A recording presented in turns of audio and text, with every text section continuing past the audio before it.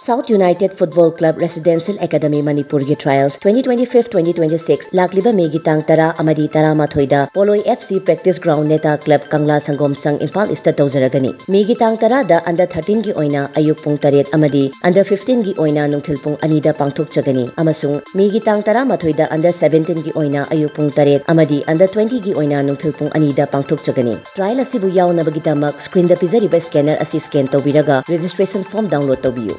Gadaba documents singna Aadhaar card, birth certificate amasung passport size photo natraga ringo mangangda contact tawbiyu 8119855486 amadi 8296281556 thengthabiranu ngasimak registration tawsinbiyu.